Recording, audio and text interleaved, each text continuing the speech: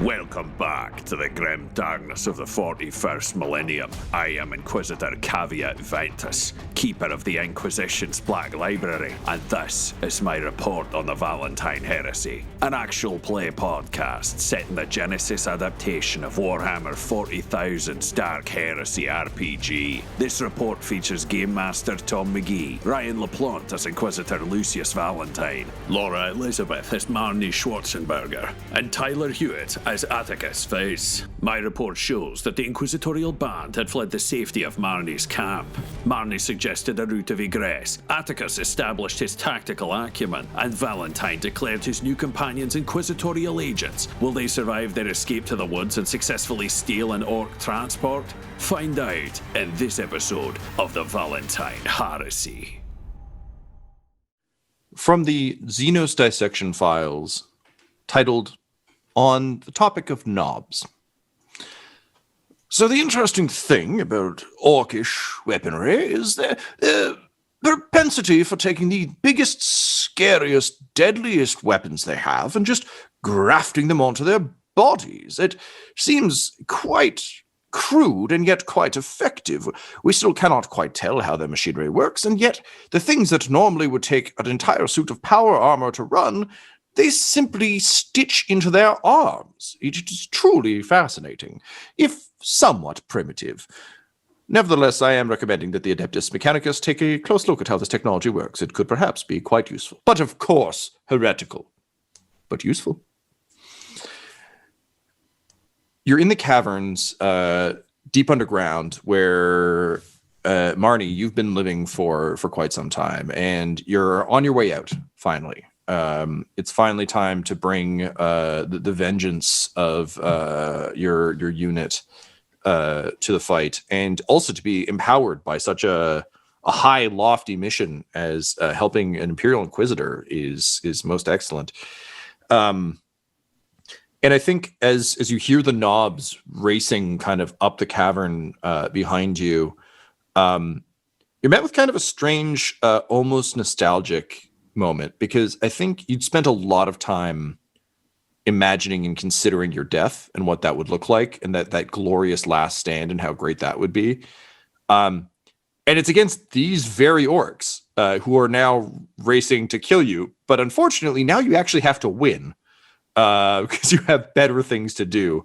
So it's one of those weird situations where it's like you get exactly what you wanted, but like a year too late. And you're like, oh, well, this would have been ideal. Better things to do than die. Yeah. Shoot.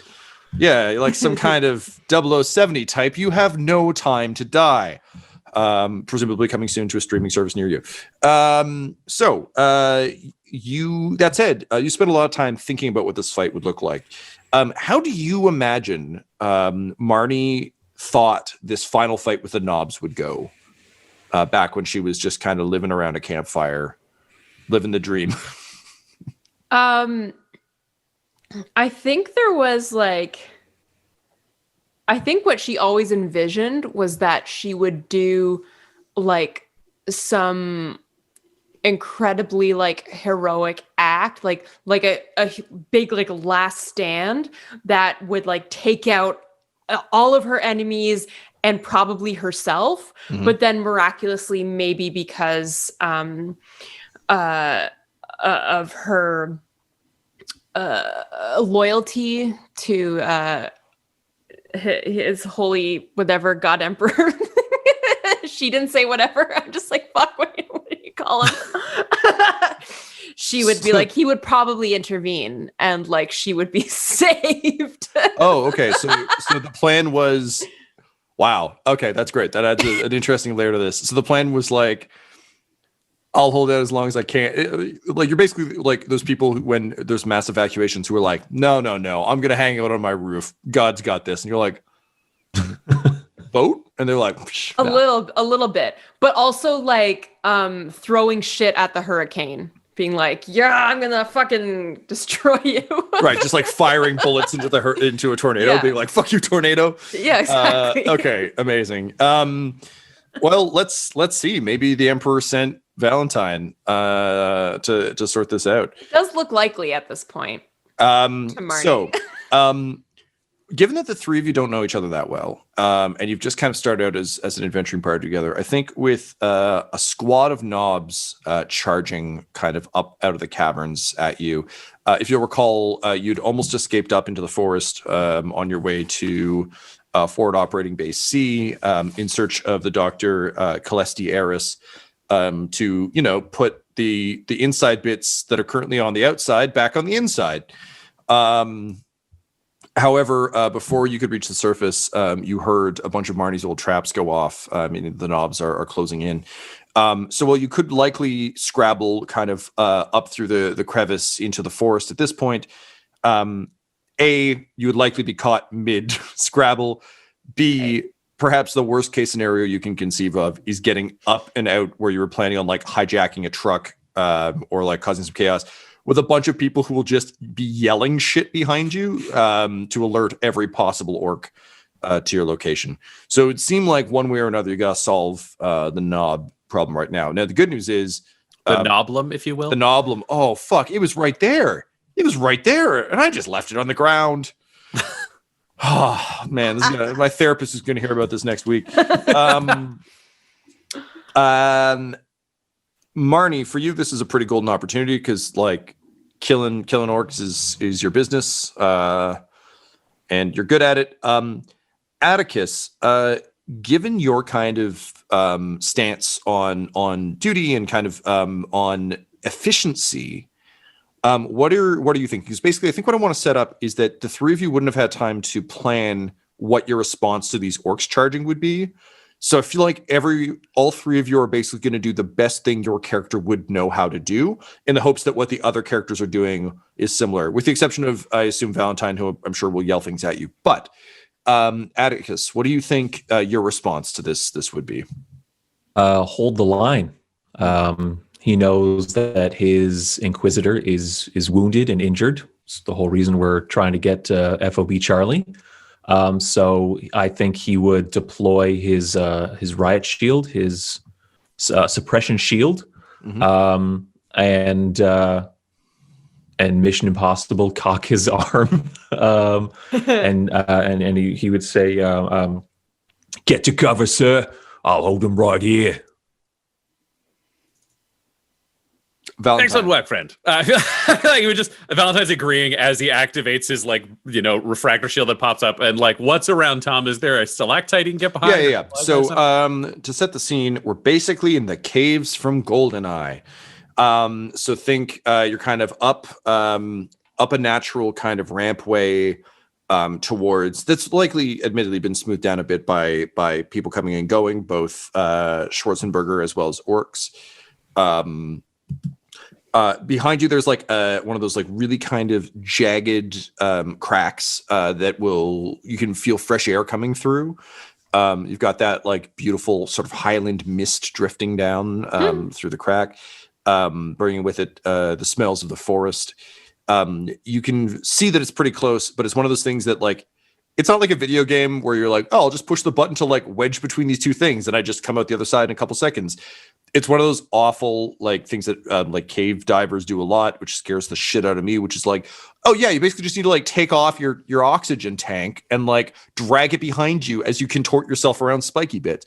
It's possible for all three of you, even with your armor, but it's slow going and bad. No, You don't want to get Winnie the Pooh, just get like halfway in and then just pummeled by orcs.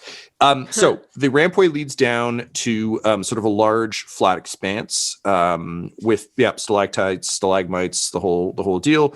We'll say from where you're standing looking down, off to the left, there is a sheer drop that kind of leads deeper into the caves. It's unclimbable without tools. So there is kind of some options there.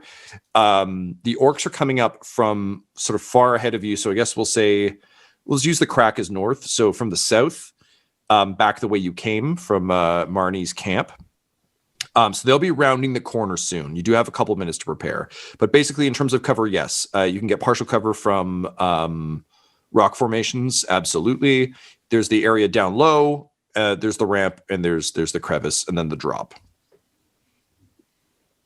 All right, so we are up high. They've got to run up a ramp towards us to get to us, so they That run is around correct. a corner and they're at it. Okay. Yeah. So if we're thinking about this as if we're talking about this as a straight line, they are coming from one side. You're basically at the end of the line. So they have to come up the same path you guys already did. Where Marni's traps, unfortunately, have all been, as I believe we determined from the rolls, have been sort of used up. Yeah. But it does mean like it's not so tight a gap that you could just like block it and make a choke point, but it is far enough away that it's not like, we'll say it's like 2 range bands away. So it's not, this isn't a small space. It's a big, you can have a fight in its space. Great. Does anyone have any grenades or anything explosive on them? Yes, sir. I've got a red grenade right here. Little sounds- something from home. Suitably toxic. Do you have anything particularly nasty we could bring out here, if you don't mind me asking? Marni? I have a plasma gun. I'm not going to keep track of this accent. I'm so sorry. I regret it already. You know, Arnold Schwarzenegger also can't keep track of his accent. So like, hell. it's fine. Just lean It changes scene to scene. You just have to embrace it. It's Do you going not to. have one of the phrases to get you into it? You can't say like it's not the Tuma. I've got It's the like chopper. Try good day, mate. That's what I used in one of the other It shows. was, are you an orc? That was your phrase. It doesn't make Are you an sense, but orc? This is bullshit. Okay, we're back. Like I don't want to twist your arm into doing it if you really don't want to. But it really wasn't. I'm gonna have to start like every single sentence. This is bullshit. all right, friends. So here's what I'm thinking. Attikus, if you want to hold where you stand here, sorry, just guts on the outside. If you could just stand here with your shield up, that'd be great.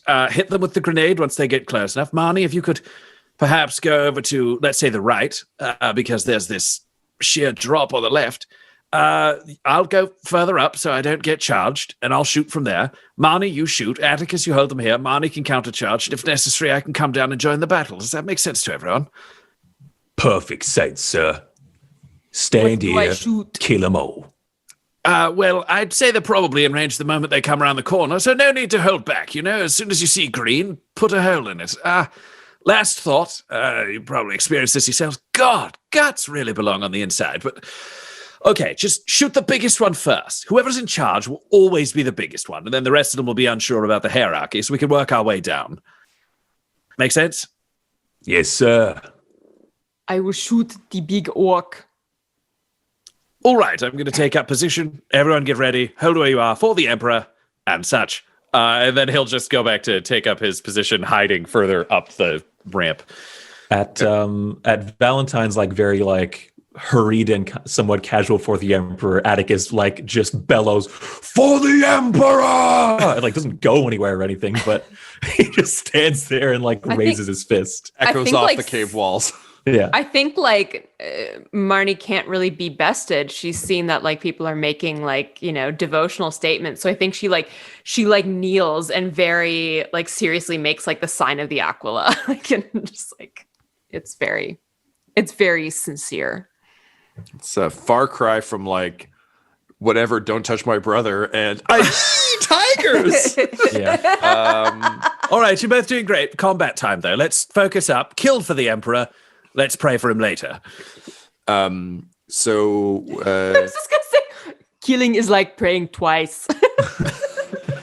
Oh, I'm so glad I found you two. and with that, the first flash of green appears around the bend, just around the river bend. Laura, can you please roll me a perception? Yeah. Perception is cunning. Okay. What is my difficulty? Right, that's the game we're playing. I'm gonna say 2. And I'm gonna give you 1 setback, which will make sense in a moment. Okie dokie. Just make sure if I've got any talents for perception. Tom, no. the Inquisitor would probably still be using his auspex. Could we throw a boost her way for that? Normally, yes. In this case, no. It'll make sense in a moment. But Sold. But thank you for bringing that up. You're getting the classic like swarm of pings, just getting closer and closer. It's the too many dots coming in off of the edge of it. Yeah, exactly. Laura, I'm sorry. I'm going to change up. I was giving you perception, but I think I misjudged what this should be. Okay. What weapon are you using? I've got my plasma gun ready. Okay, so I assume that's ranged heavy, correct? Oh yeah. Great. Let's use that skill. This isn't to fire. Well, it might be. We'll use that. Range that's heavy? The skill. Okay, that's cool. Yep. I like that. Still at 2 difficulty, 1 setback? That's correct. Okay. I wish I could jack the stats to appropriately match the higher skill you have for this, but it is logistically just a 2. 3 successes, 1 advantage. Okay, excellent. Marni likes her ranged heavy. So you're hearing like, and I think, Marni, you would certainly be versed in auspices. I don't think you would use one because that would take a hand that's better used for shoosting and supporting guns. I mean, technically I have one like built into my helmet, but I don't think it probably would work at this point. That's fair. Yeah. Okay. We'll say that you can get it online easily. Regardless, you're getting like the pings, and you can hear them from his auspics. For the purposes of this check, we'll say you do the Luke Skywalker thing, and you just like click them off on your helmet because you're just ready for this. Also, shoot the big one is like your favorite sport. And you're psyching yourself up. You know, you're gonna pray twice for the Emperor. This is pretty great. And finally, the glorious moment of battle arrives.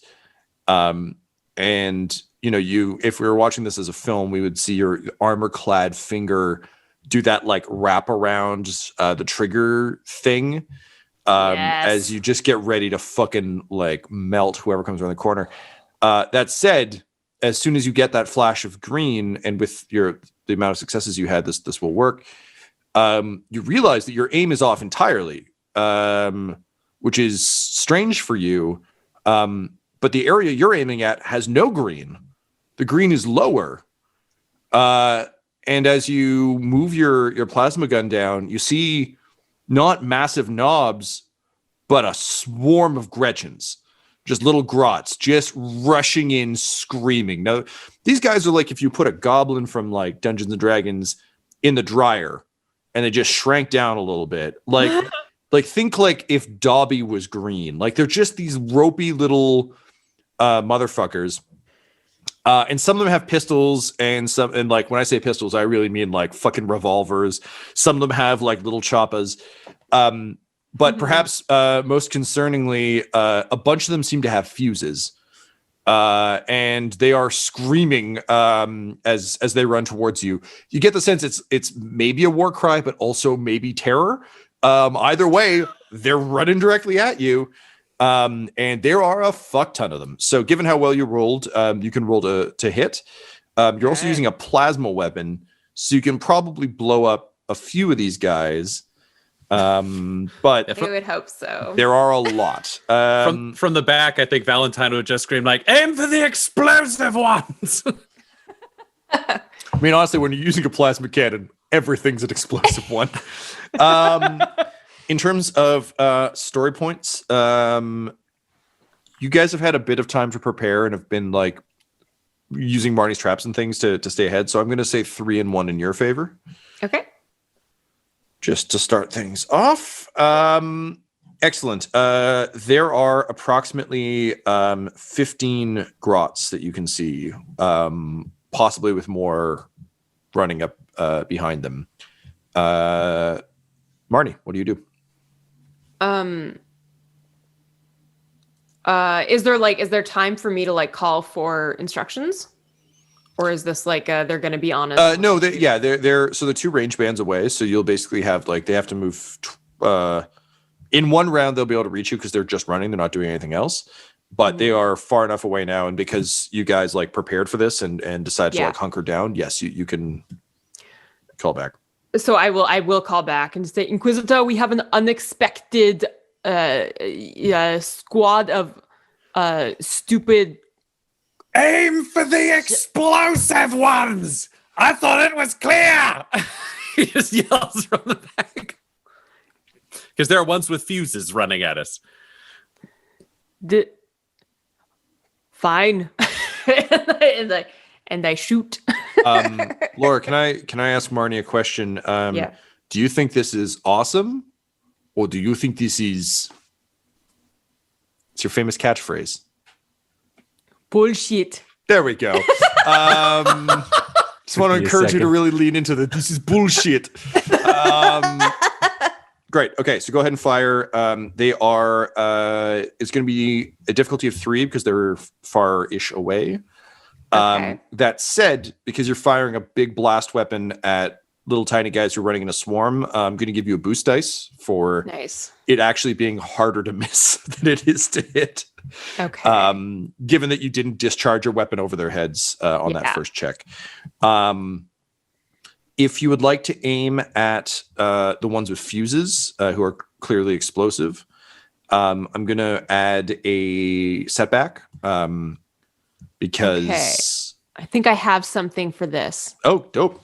So many things to learn. Sorry. No. Like for me, like as the GM, there's a bunch of things I don't know yet. So I'll just be like, cool, it's this. And it's like, actually, I have robot eyes. Oh. And the thing is, oh God, this is just like so different from anything that I've played. So I have to like, wait a minute. I thought Juniper had a plasma cannon and dum-dums. She's been lying to me this whole time. She just keeps forgetting to use it. It's the series-ending twist. I have a modified stock. So when I aim, I get the benefits of aiming twice. Okay. So aiming is a maneuver, but the good news is this is something we haven't used very much. But maneuvers are basically your moves. So in D&D terms, it'd be like, yeah, show me your moves. It'd be like, all right, I move once and then I do this. If you forego your move, you can do things like aim. So basically just understand that it isn't like anytime I shoot, I naturally get aim, but you are standing stock still. So you can 100% take aim.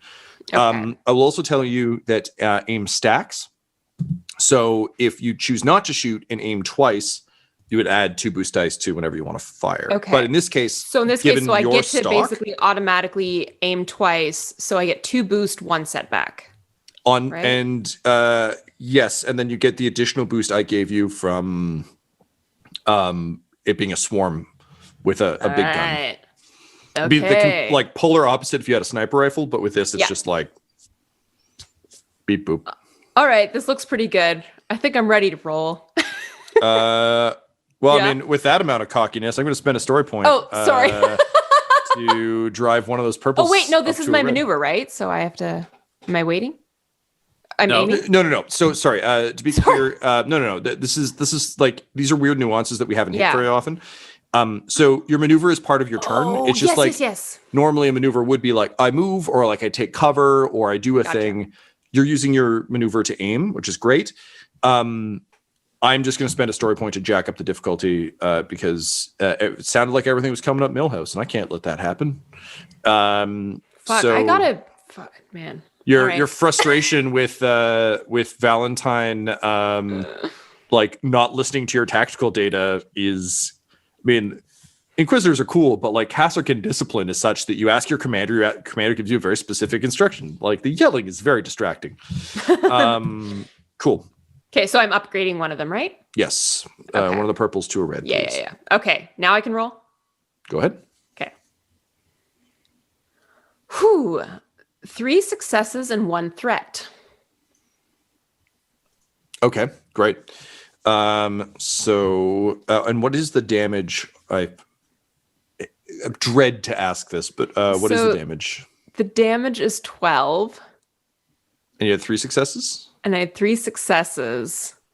I've got Pierce of 5. Oh. Okay, and, that is very relevant. And I've got I didn't get a crit, so that doesn't matter. We'll leave that. We'll save that little thing for later. So 15 damage with 5 Pierce. Yeah. Yep.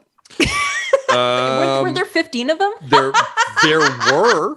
So the plasma blast, just like the superheated energy, the coils heat up, and it's just that classic like Star Trek warp nacelle thing. There's just a pulse of energy through the coils, and as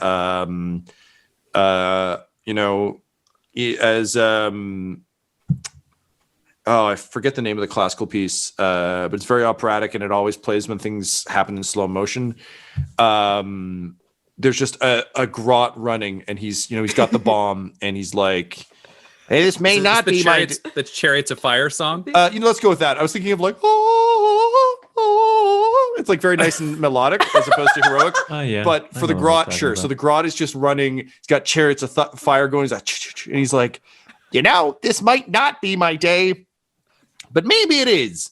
Maybe this is the day that Zigzag Zork becomes the hero he always knew he could. And then just like his skin turns to liquid and falls off as he falls forward. And behind him, one of his fellow grots trips over it. And he's like, "Hey, I was running to a different side." And then the bomb goes off. And there's a chain reaction of exploding grots. Just spraying blood and tiny broken dreams across the walls of the cavern.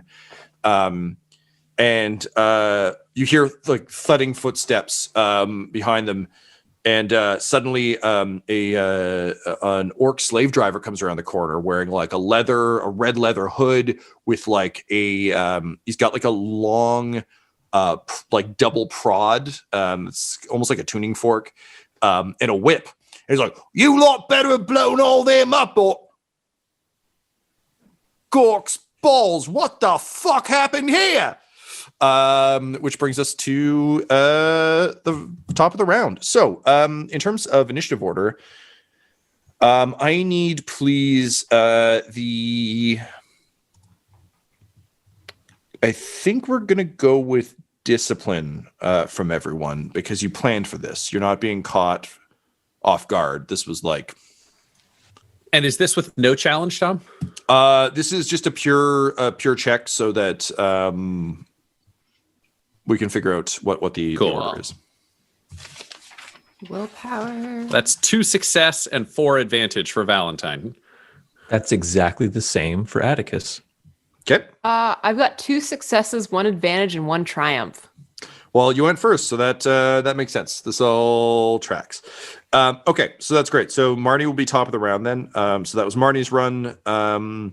Valentyne and Vis, given that you're both Attikus, given that you've basically decided like your job is to like guard Valentyne, I feel like rather than having you guys like roll off or determine it, there's something to the idea of just like, nope, I'm the wall. I get that. I would agree with that as well. Valentyne's injured and he's further up the ramp from Attikus, so I think it makes sense for him to be third.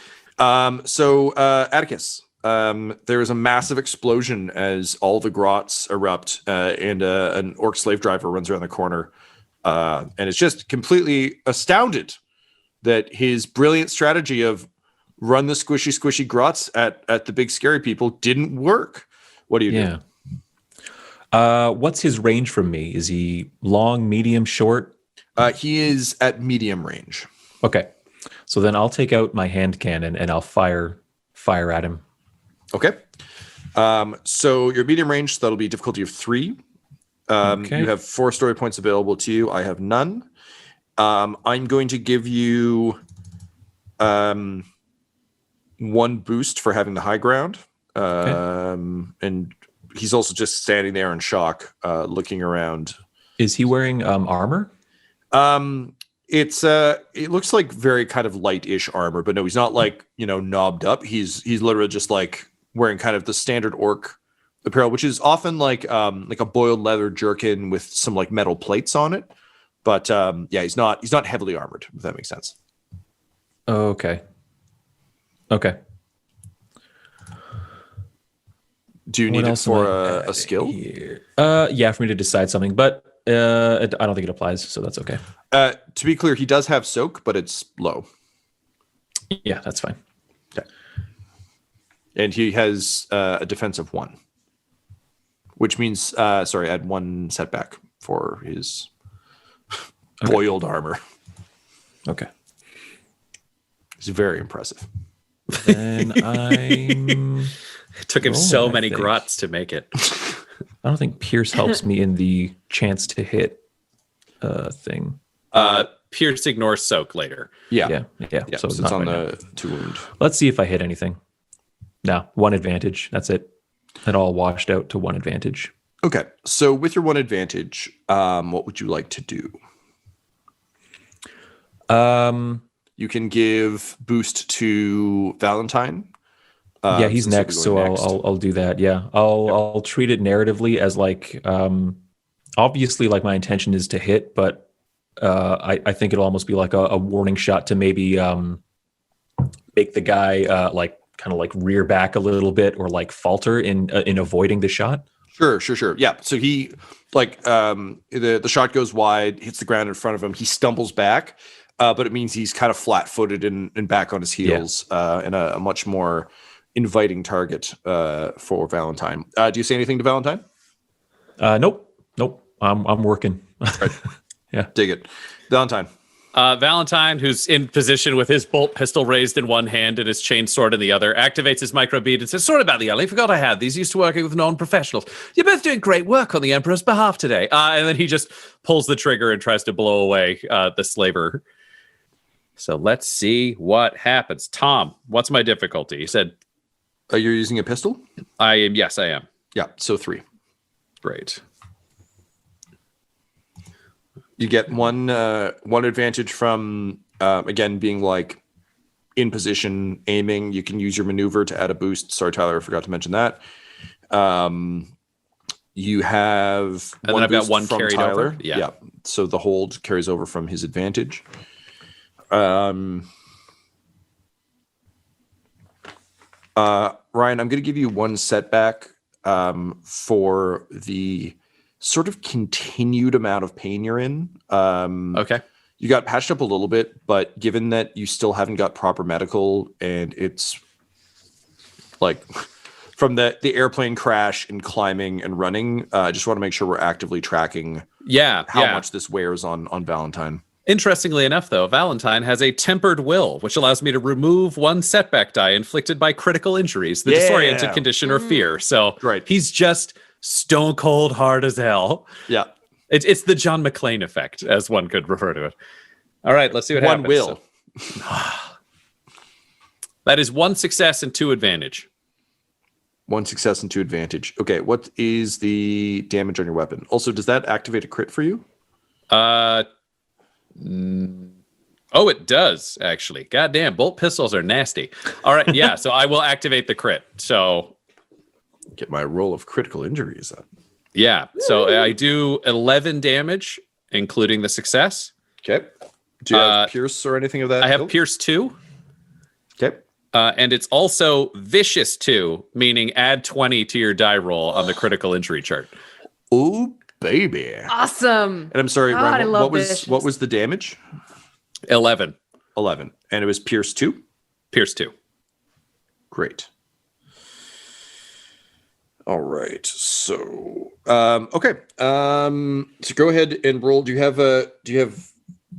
D100 kicking around there, sir? I can in a moment. Internet. Now I do. dice. All right, let's see what happens. So D100? Yep. Okay, I rolled a 72, which jumps to a 92.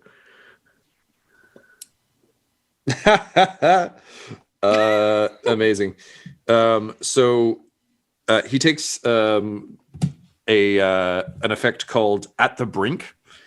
Target suffers 2 strain each time they perform an action until this injury is healed.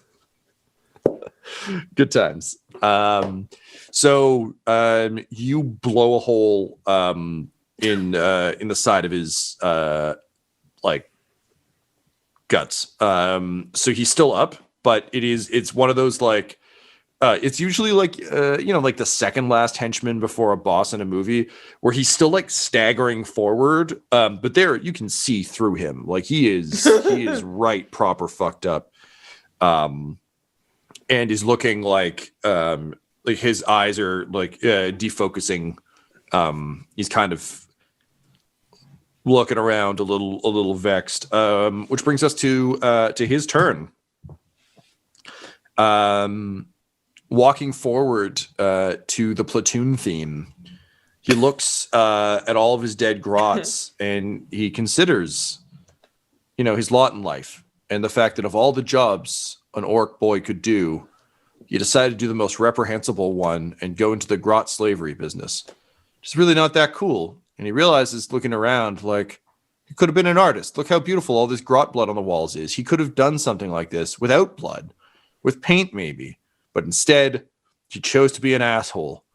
And as he takes his step forward, staggering towards you with his, like, prodding cane up, he realizes that he'll never have a chance to do that as he takes 2 damage from stepping forward, which was all he had left. So he staggers forward 1 step and then just falls, just full on, like, tree falling over timber to the ground, dead. It was a great turn for him. He really should have had that critical injury solved.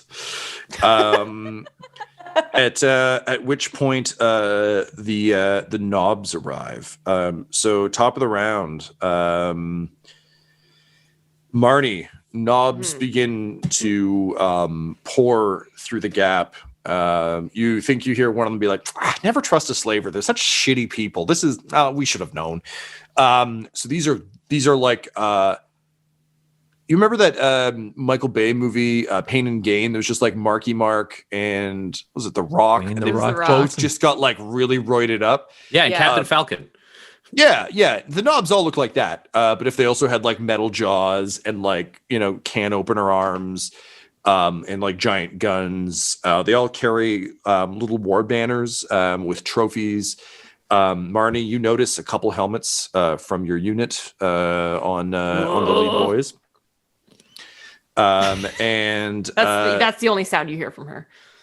fair enough. And they begin to charge. So unlike the grots and the slaver, this is all kind of happening concurrently. So it's like the first wave was meant to kind of explode against you, slaver. These guys are rushing in right after. So they're already coming in at short distance. And they're going to open fire with what weapons they have. Marni, what's your defense, if you have one? My defense is 2. Okay. That is a goodly defense. Oh, are we behind cover?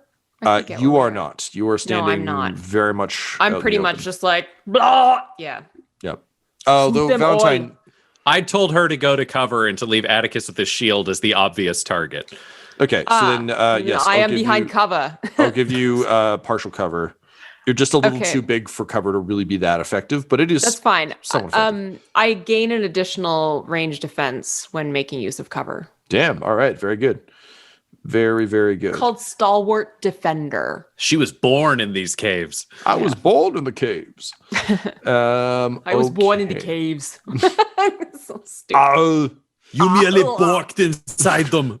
That's pretty good. All right. And then I've got, oh man, I've rarely seen this many setback dice. It's pretty fun. Okay. And then we got ranged heavy. Pew pew pew. Okay. All right. I'm gonna go ahead and roll with my sluggas as they run in. Because they're running, I don't think they can use, like, a couple of them have like big guns over their backs, but like it's very hard to run with a gun out in front of you. World's worst charge. Truly. Okay. Oh, fuck, this is so bad. This is such a bad spread for me. I've got 5 setback dice. Let's see what happens. All right, nets out 3 successes, 4 threats. Holy Whoa. shit. Fascinating. Okay. So, Laura, what is your soak? My soak is 3. 3? Okay. I'm just gonna confirm that. No, that makes sense. Soak is 2, then +1. Yeah, carapace should be 3 because we're all in the same armor. All right, so that is 9 points of damage from their barrage. However, 4 threats. Oh, baby. As the bullets begin to fly, I think we'll say part of the reason you get hit is you just determine like, yes, these are the targets I wanted. So you kind of just step out a little more firmly. Like you get hit a few times by stray bullets, but you just kind of grit your teeth against it because this is where you want to be. Yeah. So I'm going to give 2 boosts to you and 2 boosts to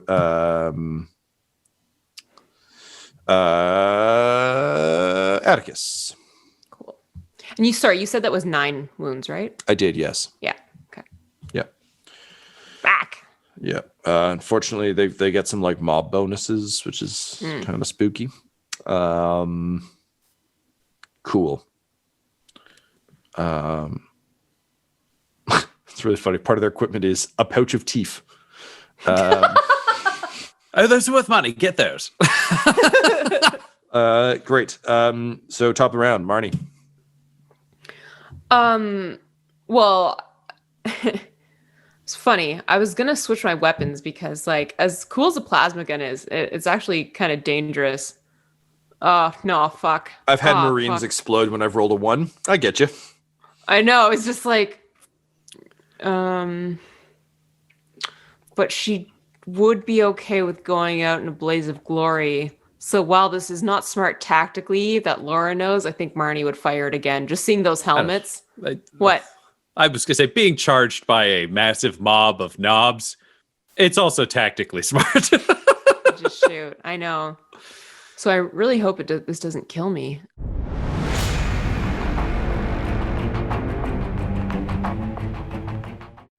From the operations manual of plasma-related weaponry. Caution. Does get hot.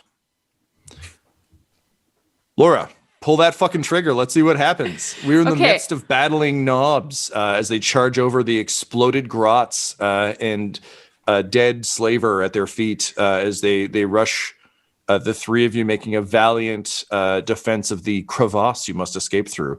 Okay, so these guys haven't taken their turn, right? They did. They shot at you and dealt you damage. Okay. God damn it. Yeah, unfortunately, the wah was kind of a rolling wah. Right. Okay. But they are at they are rapidly approaching you. So I'm going to say they are at probably close range. So that will be, I believe, 1, possibly 2. Let me just check my handy book here. Okay.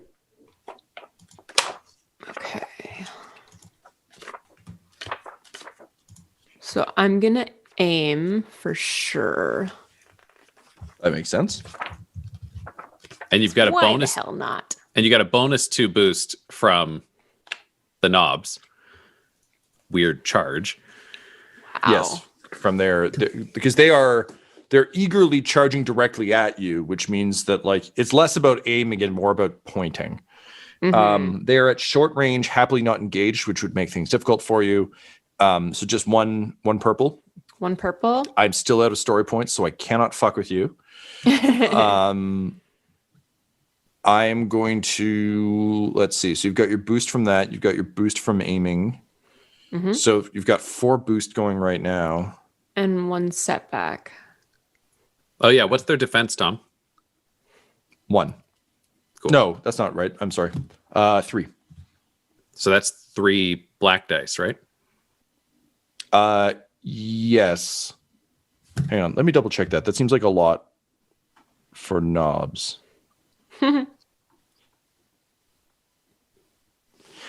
Yes. Okay. My mistake. They have 2. They have 3 on close combat. Got it. So 2 I setback added dice for 2 their defense. setbacks? Yeah. Yep. Oh, do I get to add shit when I have defense? Tom has added it to his rolls. Tom's an adding it. Yeah, okay. but please do remind me though, in the off chance I forget. But Okay, yes, that's cool. why I had so many. Also, their guns are inaccurate, so I had to add 1 for that. Really, it was a tactically bad play that was very much within the character, you know. I think I'd like to add. I think I'd like to use a story point Okay. because I think Marni is just like, I think it's been a while since she's really been in kind of the thick of combat like this. And I think this is one of the things, like her training and all this, like her like feelings of like, you know, like for the Emperor and for her like fallen comrades is just all like putting her in like complete tactical focus. Yeah. That makes perfect sense. Okay. All right, so we're good. I can roll. Yep. Go ahead. Cool. Light them up. So that is, I can't believe this, but it's 2 successes, 10 advantages, and I know, and I'll add an advantage because I didn't have to ready my weapon. I don't understand how that happened either, but it did. Wow. So I think that's a crit. Wow. Yeah, spend some money on crits, yo. So, 10 advantage. Holy I know, hell. but I'm looking at the dice. I'm like, that's, Yeah, no, I believe it. So 6, 7, 8, 9, 10. I just didn't. I rolled a whole bunch of like blank dice on the others. Anyways.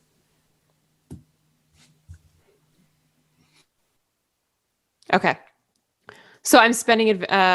Do I spend all of them? What's your crit rating on your weapon, Laura? 2. Side damage. So you only need to spend 2 to activate the crit. You can't activate the crit like 19 times. So spend 2 for that. Yeah. And then you have 8 remaining advantage that you can spend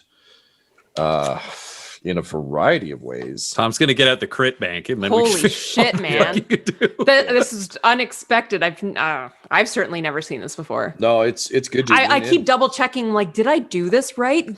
Man, yeah. Yeah, I mean, honestly, that's Genesys, man. Sometimes the dice are just like, fuck Whoa. it. Okay. So weird. Oh shit. Okay, yeah. These are, so you got some options for your advantage here, Laura, that you might want to use. So, yeah. So you're obviously triggering critical, which makes sense. Fuck. This is very funny. So, you can spend 3 advantage to negate the targeted enemy's defense, such as from cover, equipment, etc. So you can just ignore some armor. You can ignore penalizing environmental effects until the end of the active character's next turn. But there aren't really any. We don't really have anything, right? No. But if you're fighting in 0G, for instance, you could just be like, fuck it, I'm really good at 0G for the next minute. For the next minute, there is no recoil. Yeah, right. When dealing damage to the target, you can have the attack disable the opponent or one piece of gear rather than dealing wounds or strain. So hobbling them temporarily with a shot to the leg, disabling their radio. We'll have to debate about that. Not interested. The effect should be temporary, not too excessive. You can gain +1 melee or ranged defense until the end of your next turn. Or you can force the target to drop a melee or ranged weapon they're wielding.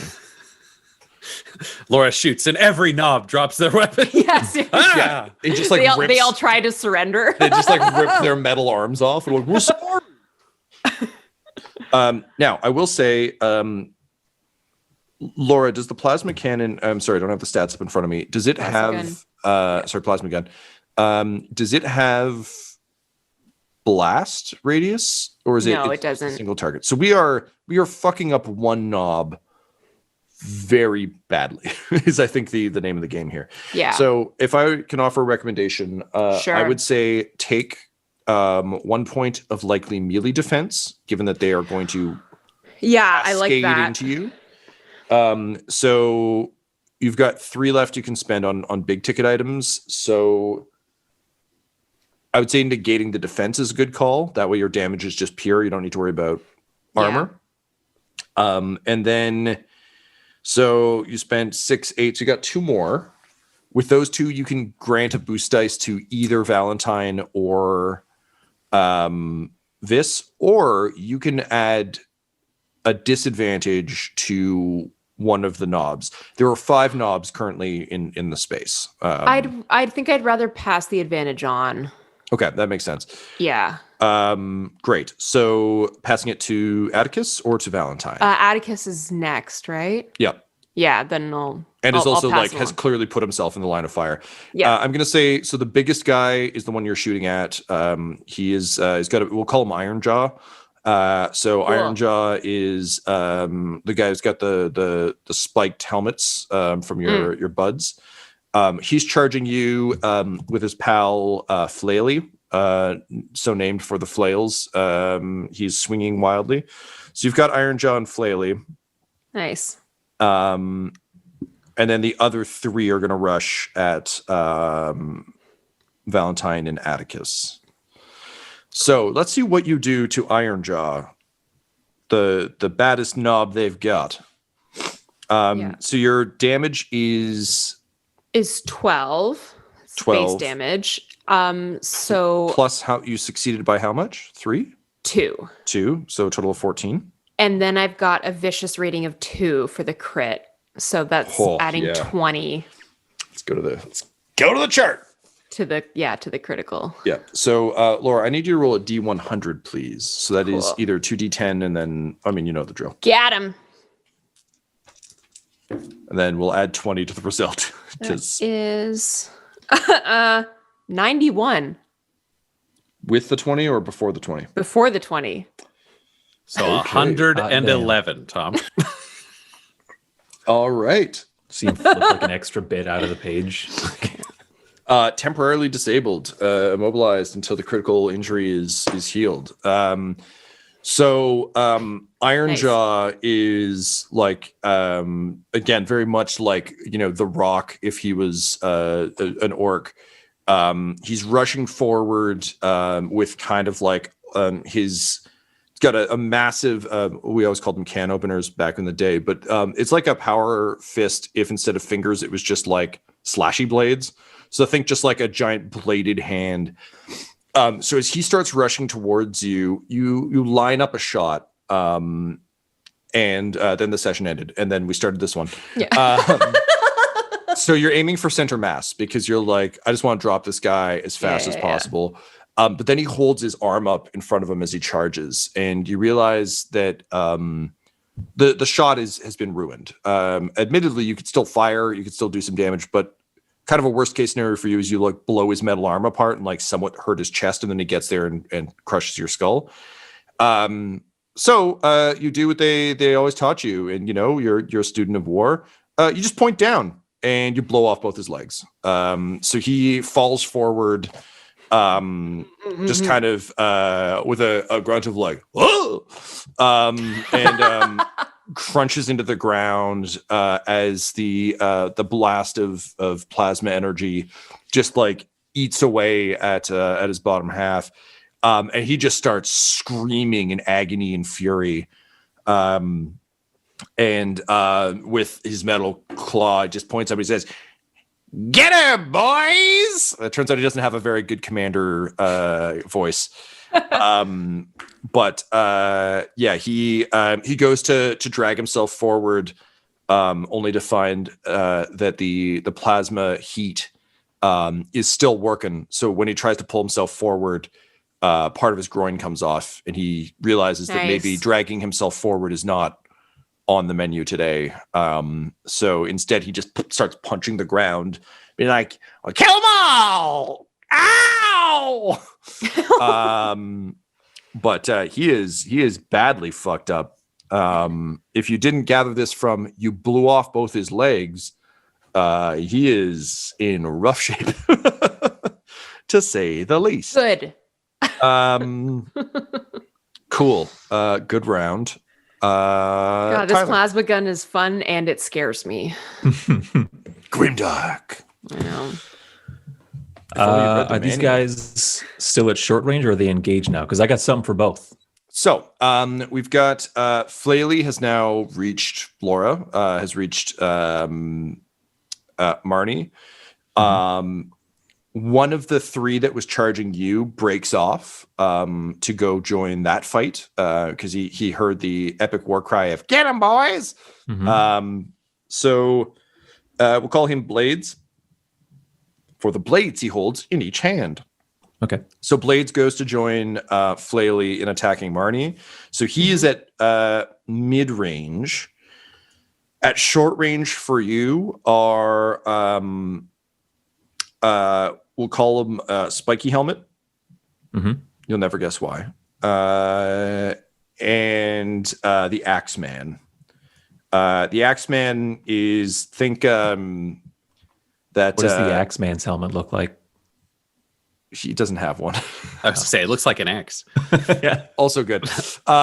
He is, I'm imagining I think it's actually Resident Evil 5, but like big bulky guy, massive double-handed axe over his shoulder comes rushing in. So I think he's wearing like, I don't know, a bag over his head with nails in it or some shit. I don't know. Sometimes I got lazy with the designs, but you're picking up what I'm putting down.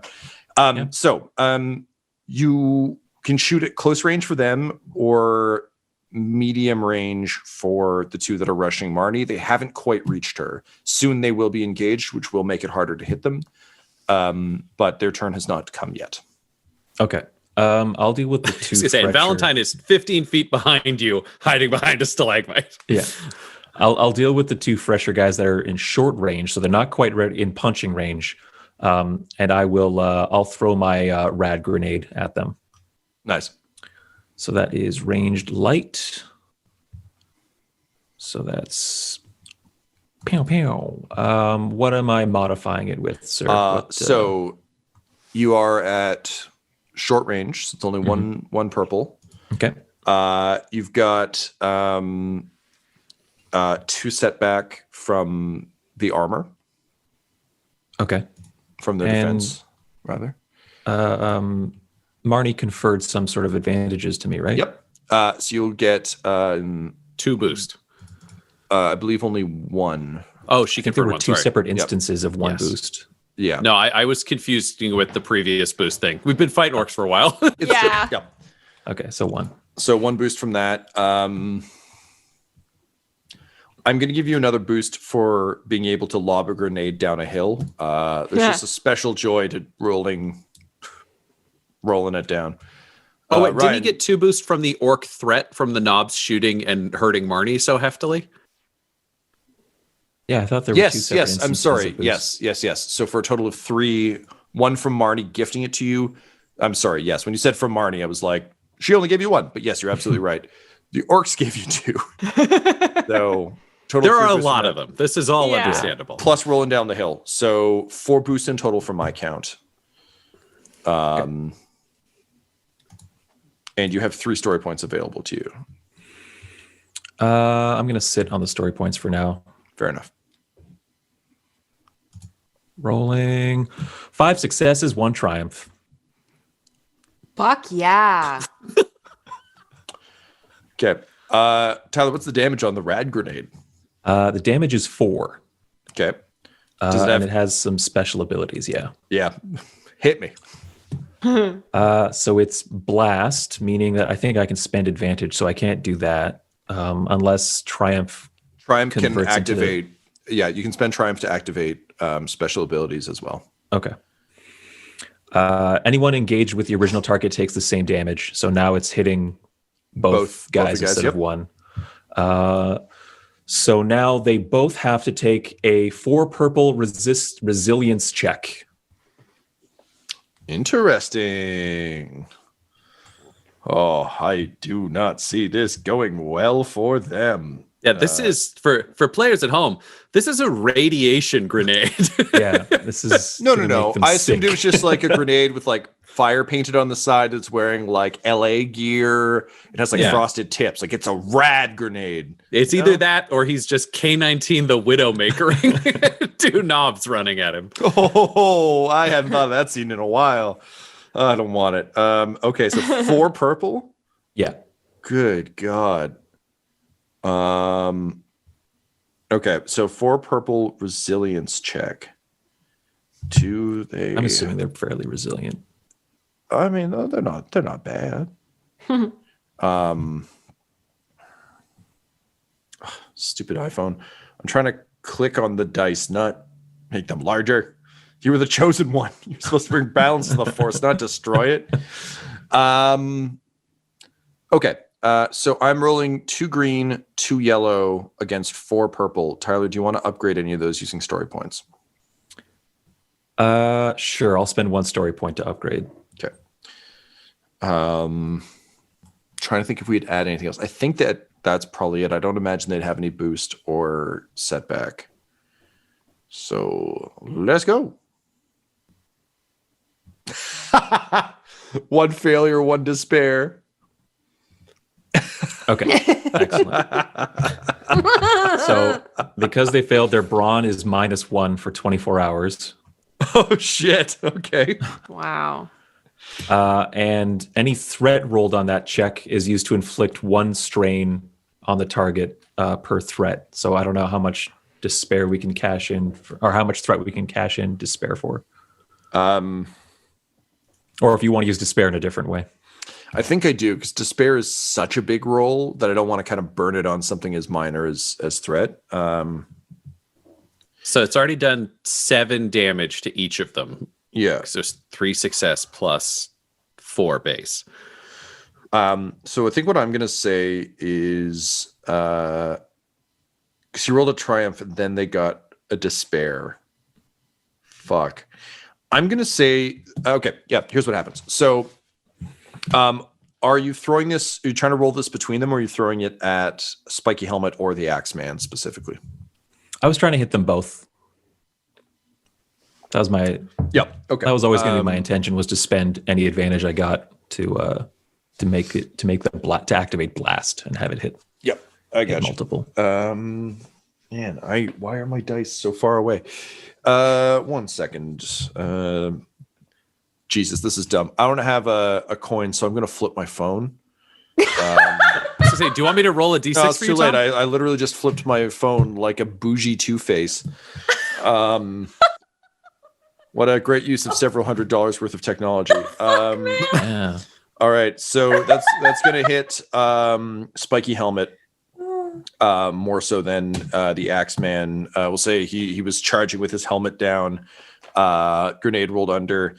As it goes off, it's just like he keeps running, and like his skeleton just like bursts out of his flesh, and then just kind of like slows and stumbles and falls over as the rest of him falls away.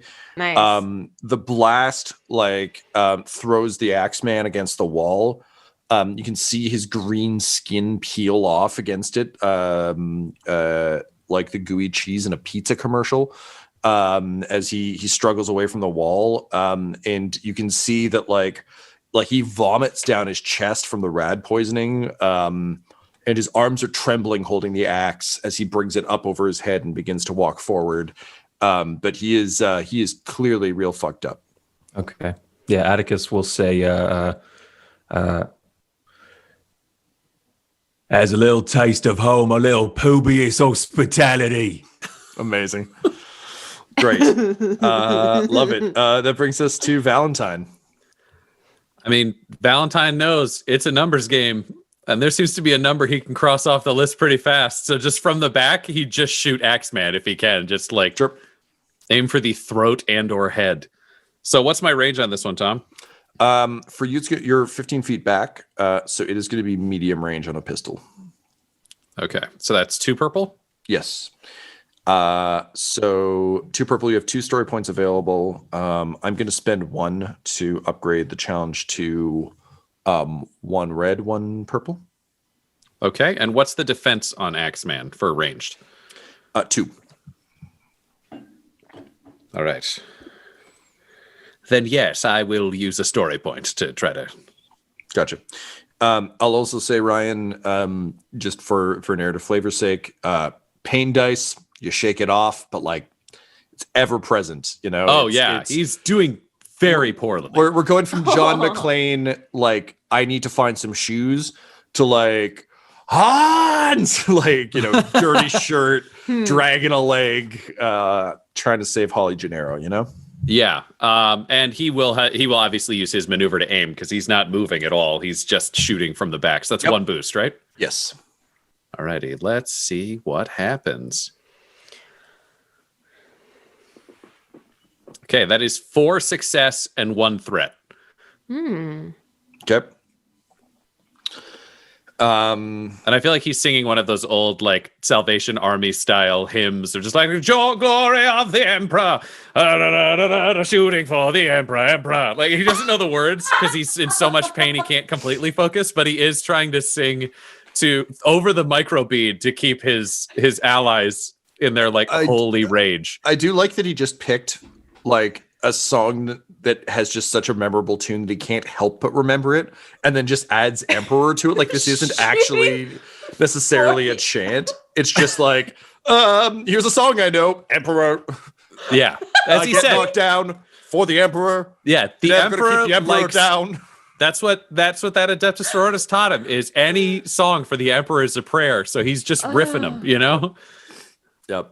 It's all he has to offer while he holds in his intestines with the other hand. Yep. Fair enough. Okay. And what is the damage on your bolt pistol again, sir? So in this case, he will do 14 damage. Oof. And you have Pierce? Pierce 2. So as you're singing your song to the Emperor, the Axeman is in tremendous pain as well. And weirdly having kind of the same journey you are.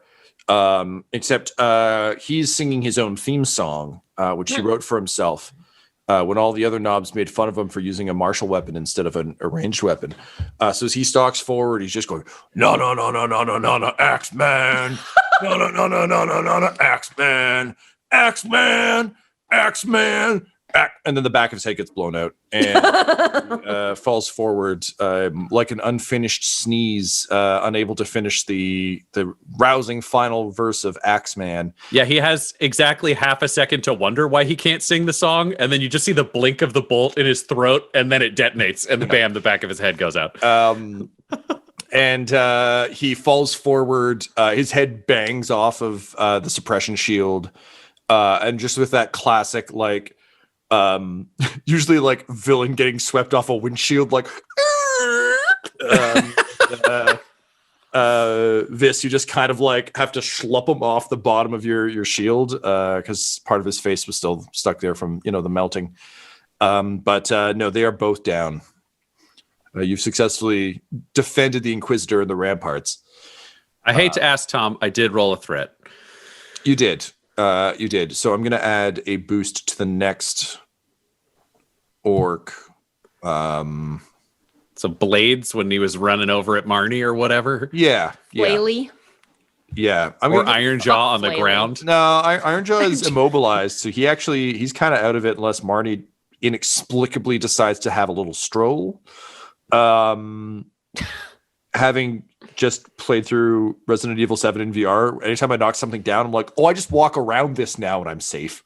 I don't need to waste my bullet on this. I just shuffle, step. So I feel like unless Marnie's like, I want my shins to get torn off, she's fine. But Blades, on the other hand, is running in. So I think it makes sense for I made all the orcs male, which sucks. So Blades is female. So Blades, she's gonna get the boost.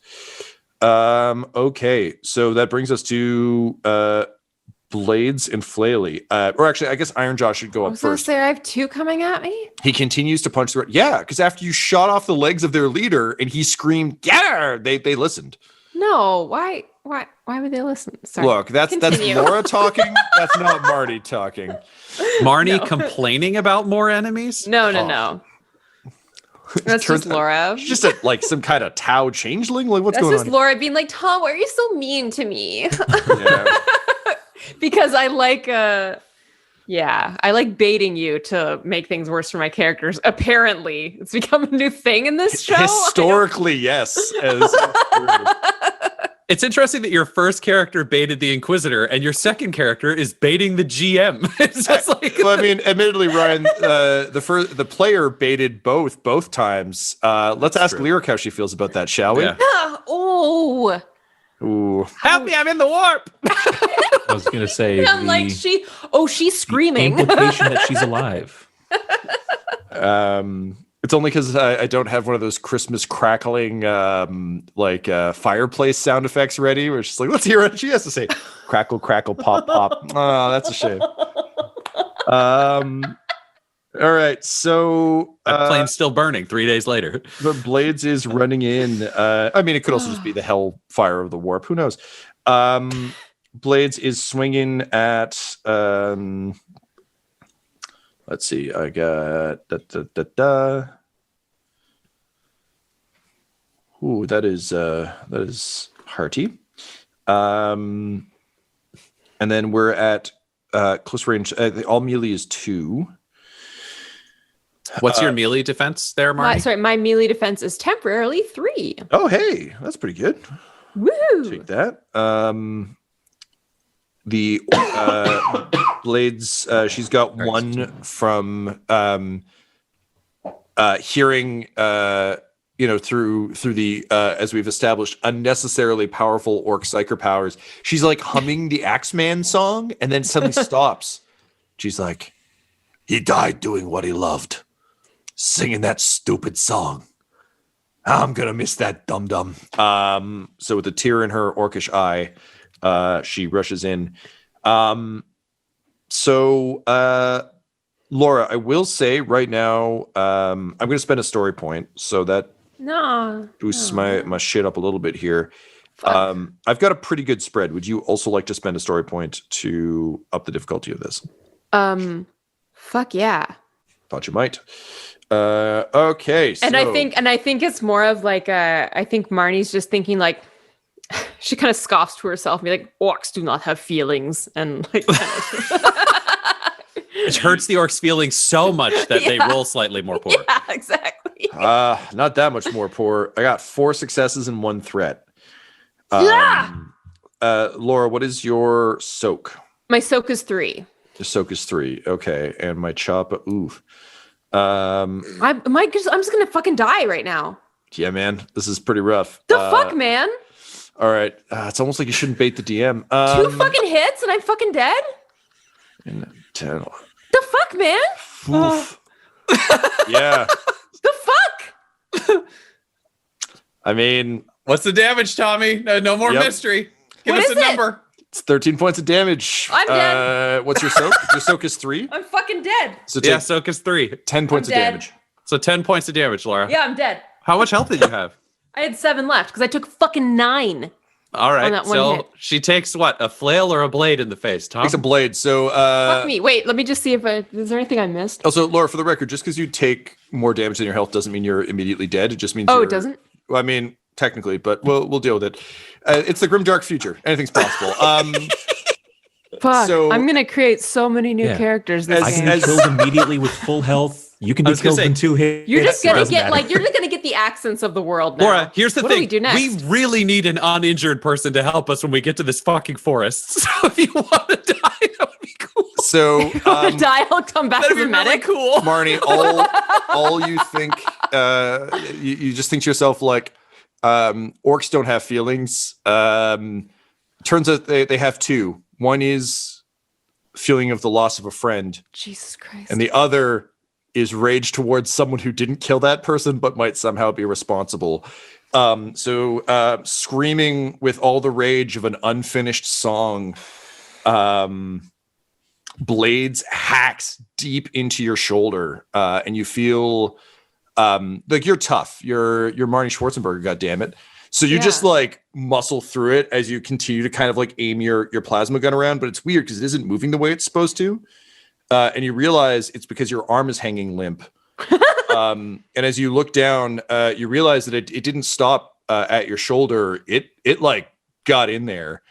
And as the orc kind of like tries to pull the blade free and boots your body away, you realize looking down that like looking straight down, you can see the blade. It is dug deep into your chest.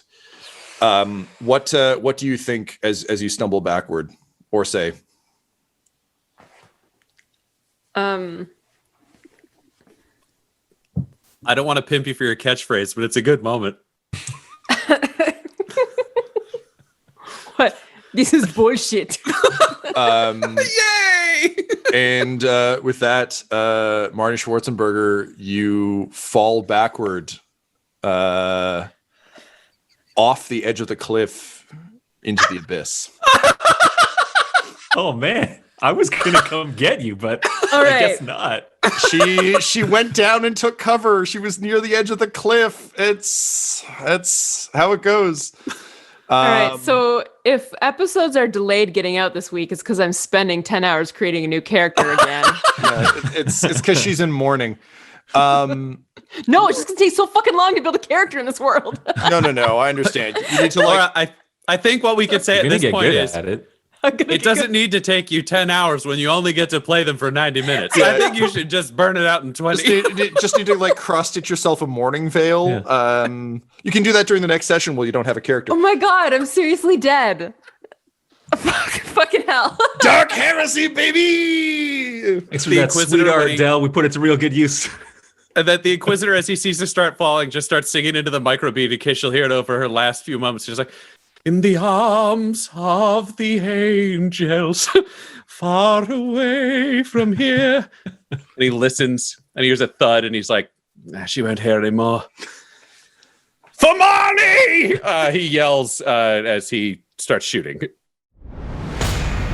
This episode of the Valentyne Heresy features Ryan LaPlante at the Ryan LaPlante on Twitter as Inquisitor Lucius Valentyne, Tyler Hewitt at Tyler_Hewitt on Twitter as Attikus Vis, Laura Elizabeth at EL Hamstring on Twitter as Marni Schwartzenberger, and our Game Master Tom McGee at McGeeTD on Twitter. This episode's sound was edited and mixed by Laura Hamstra, and the Valentyne Heresy's show logo was created by Decapitated Markers at Decapitated Marker on Twitter. That's MRKR.